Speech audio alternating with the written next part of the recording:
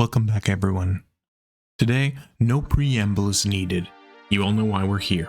We seek to broaden our knowledge on the foes we face through our journey in the Origin system. As you make your way through Earth and defeat the Volt Spectre in the junction leading to Venus, you'll find yourself face to face with your next threat, the Corpus.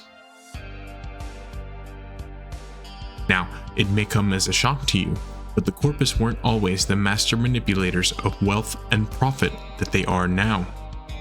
No, they were once simple farmers during the reign of the Orokan Empire. And though I'm not going to go too deep into the history of Parvos Granum, I will summarize at a baseline who he is. Parvos was born much like all Corpus, as a farmer, but he quickly became disgusted by the poverty he was surrounded by. He left his home, vowing to return with wealth unimaginable. He was fascinated by the nearby Orokan city and believed that he should take what he is owed. Shouting that, he snatched rubido jewels from the city's gates and attempted to run away. He was quickly caught, and for his theft, his left hand was taken with a plasma dagger. However, miraculously, he managed to escape with one of the jewels. Later, he returned to a different part of the city and pawned that gem for a loan, and then brought that back to his home farmland. He began loaning out portions of his new wealth to the other poor people around him, thus beginning the vicious cycle: money begetting money. And from that basic philosophy, he founded and grew the Corpus to what they are today. The writing on the wall was clear. The culture of greed that he had fostered would eventually result in his betrayal. The Corpus Board of Directors staged a coup. They had assassins sabotage his ship's void drive, and he has since been presumed dead for a long time. I want to take a quick moment before we go too much further and let you know of something that has saved me so much time. And since time is money after all, I know the Corpus would also approve of Factor 75. If you're looking for nutritious meals that are easy to prepare and pick out, Factor has you covered. No matter what diet you're following, or if you're even just looking for something a little healthier and less costly than getting takeout or having fast food delivered. And if you're new to Factor, we'd love to help get your healthy eating journey started right. Use the link in the description and/or pinned comment to get 50% off and free shipping on your first Factor box. Thanks again to Factor for sponsoring the video.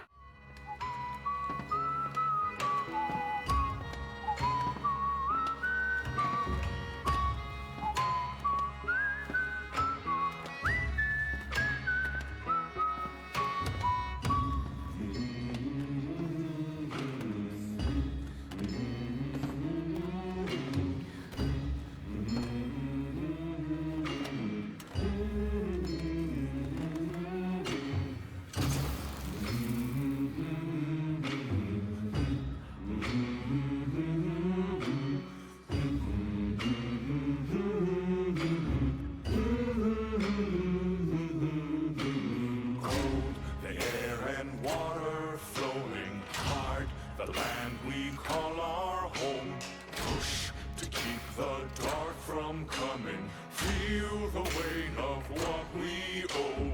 This, the song of sons and daughters, hide the heart of who we are. Making peace to build a future, strong, united, working till we fall. The air and water flowing hard, the land we call our home. Push to keep the dark from coming. Feel the weight of what we owe. This, the song of sons and daughters, hide the heart of who we are. Making peace to build a future, strong, united, working till we fall. And we all lift, and we're all adrift together. together. Through the cold mist, till we're lifeless together.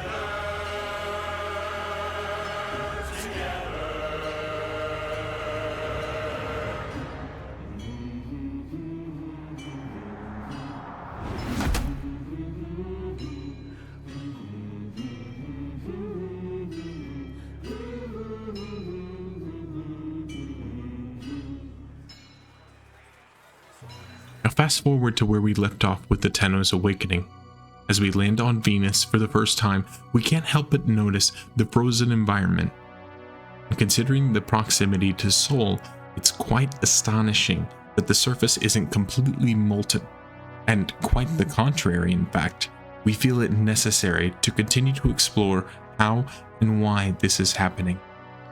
In our journey to determine the full scope of the Corpus threat on Venus, we stumble into Fortuna, a debt internment camp, of which the poorest of the poor Corpus work endlessly in a futile effort to regain wealth, as described by the Corpus Board of Directors, masking the fact that these people and the interest that their debt incurs by the minute will never be free again. A dystopian capitalist state where the rich are perpetually growing their wealth and the poor continue to drown in their debts. We begin our journey in Fortuna speaking to Thursby, a young Solaris who has inherited the debt of his parents who died in the Deck 12 crackdown and is now facing repossession. What's Deck 12, you ask? Well, that me was first answer the question, what is Solaris United? And to do that, it seems we'll have to earn the trust of the people of Fortuna. Repossession. That is a haunting truth that we can confront now. See, it's puzzling. How can they face repossession when they don't own anything and are working to pay off insurmountable debts? Well, they have working limbs, don't they? There's mechanics in their rigs that are keeping them alive, right? Yes, that is the grim truth of the poor souls trapped here. They work with the sole motivation to keep their body parts, or at least the ones they still have. Thursby asks us to help him meet his quota by stealing goods from the Corpus in the Orb Vallis. He makes mention that Yudico once led the people of Fortuna under the name Vox Solaris, but something caused this name to fade to mere memory.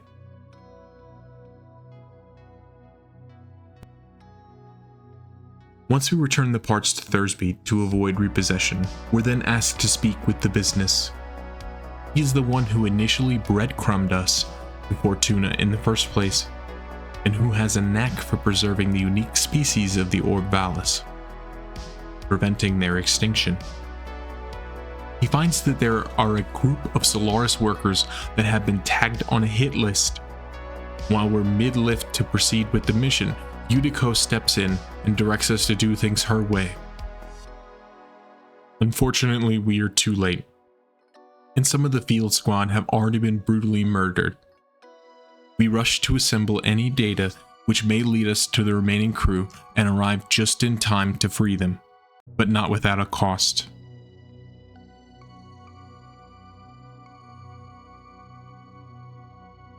Nef Anyo, president of Anyo Corp, self-proclaimed heir of Provost Granum, and the one spearheading the terraforming operations in the Orb Vallis, simply put, the man in charge of these dreadful conditions, contacts us directly, indicating that the stunt we pulled for Thursby has not gone unnoticed. And while we are desperate to get back into Fortuna to put a stop to it, the lift has been disabled, and Thursby is taken for repossession. Somber mood befalls Fortuna, seeing one of their own, especially one who, for all intents and purposes, is far more innocent than the others in the camp. A child whose only crime was having been born, was brutally dismembered. None could bear to watch, let alone intervene. Yudiko tells us that they're unsure if they will be able to stabilize him, as there's not much left to stabilize.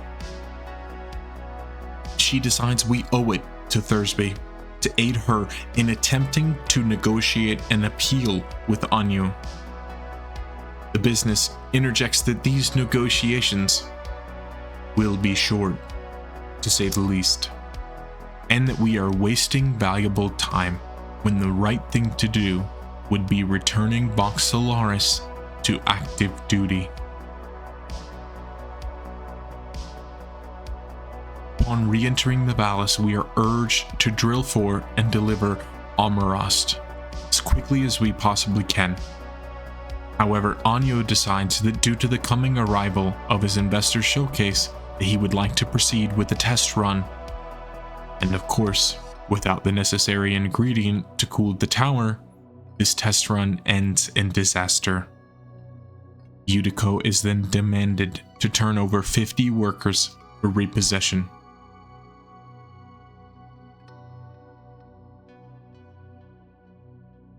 Whether it's this realization or the pure desperation of having no alternative, we are finally given the reason for her reluctance to act sooner. We are given the tale of Deck 12.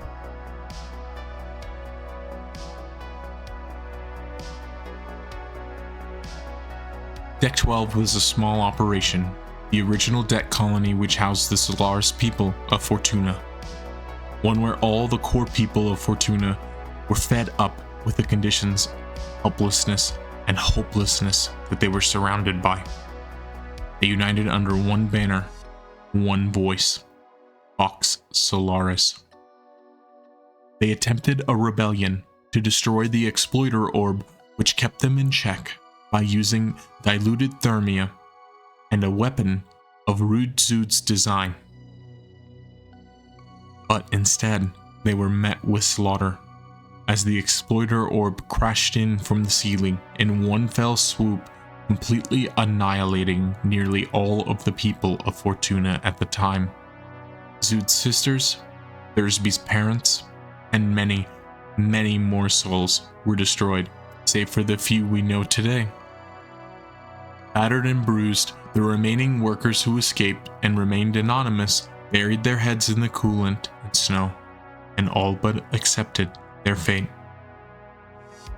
Until now. Yudiko realizes that her mistake wasn't attempting to rebel. Her mistake was letting those who fought alongside her die in vain all those years ago. One she shall not make again, especially when she has someone like us on her side. We're sent back into the Valis with a present to be delivered. After fending off waves of Nefanyo's men, we finally hear Yudiko returning to her identity as Vox Solaris, a slightly misaligned likeness of Nefanyo himself, boldly declaring the return of Solaris United, with the Tenno as their messenger demanding a halt to repossessions. But it seems Anyo was prepared for such an event, sending in the more powerful Prophet Taker Orb to repel us back to Fortuna. Yudiko knows that Anyo can't afford to destroy Fortuna alongside the Tenno, as it would be far too expensive collateral damage, and with no means to fight the Prophet Taker, we agree to return.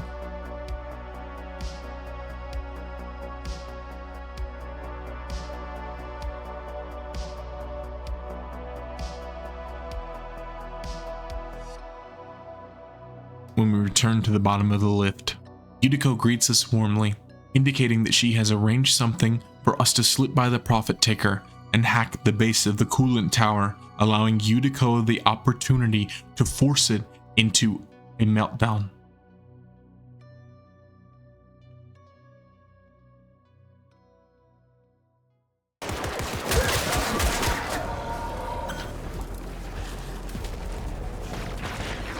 Solaris United, in the name of the Void, I putting my entire enterprise at risk! Don't possessions. Acknowledge our work. Honor the age-old accord between Solaris and Corpus.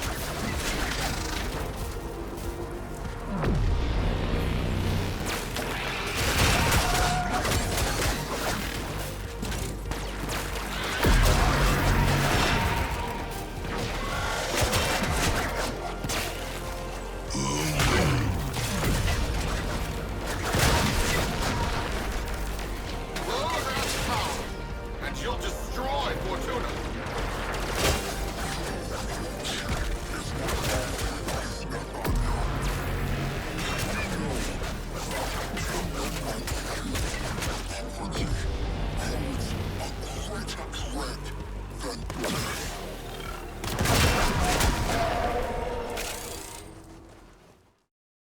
Overheating the tower, Vox Solaris takes the airwaves again, telling Anyo that the people of Solaris United would rather go down with his profits than continue living in poverty.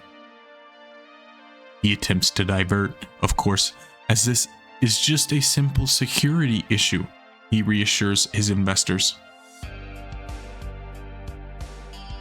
But at the last minute, he's forced to comply with the demands. Vox reminds him that it is the people of Fortuna who make the Valis work. And we see Anyo failing to calm his investors once we deliver the Armorost, returning the cooling tower to full functionality. While we have not bought the people of Fortuna freedom with our actions, we have bought them time. They are no longer at the risk of losing their parts. We are greeted with a lovely surprise that Thursby has survived. He has now been given mechanical legs, and he fully embraces his new identity, taking on the mantle of legs, and offering us more parts to make our own companions. And while this is not the entire story of Fortuna, and more is to come, that we'll have to wait for a future video. However, there's one more thing for us to discover on Venus that is of Corpus origin. As we progress closer to the next junction, we encounter a heavy robotic signature, something far more advanced than anything we encountered on the orb Valis, save for the Prophet Taker orb itself. The Jackal is a highly advanced mechanical proxy, possessing many attacks. We have a climactic showdown with it. The Lotus advises us that it is in our best interest to use our Parazon, a special blade that is as lethal to technology as it is flesh. The component that has allowed us to easily hack into spy vaults and retrieve data before is now allowing us to blend both the technical and combat dexterity of our Warframe to push ourselves to our limits and overcome Beast.